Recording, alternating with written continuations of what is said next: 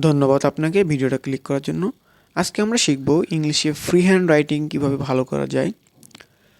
ইংলিশে free hand writing লিখতে গেলে আমাদের অনেকেরই কষ্ট হয়, অনেকে আমরা পারি না।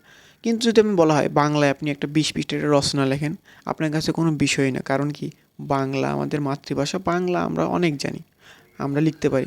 কিন্তু ইংলিশে যখন আমি ফ্রি হ্যান্ড রাইটিং লিখতে যাব, তখন আমাকে অনেক কটা সেক্টরের উপর ডিপেন্ড করতে হবে। ফার্স্ট অফ অল আমাকে ভোকাবুলারি জানতে হবে, শব্দার্থ জানতে হবে, তারপরে গ্রামার জানতে হবে, তারপরে সেন্টেন্স মেকিং শিখতে হবে এবং টেন্স সম্পর্কে ধারণা থাকতে হবে যে আমি কোন কালের বাক্য লিখব, এটা কি বর্তমান, অতীত নাকি ভবিষ্যতে।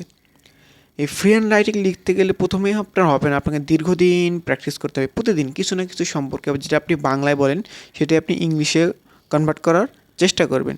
আপনি যত লিখবেন, যত বানানোর চেষ্টা করবেন, তত আপনি উন্নত করতে পারবেন। আর মনে রাখতে হবে ইংলিশে ফ্রি হ্যান্ড রাইটিং অনেক গুরুত্বপূর্ণ। দেখা হবে আবার সবার সাথে। ধন্যবাদ সবাইকে।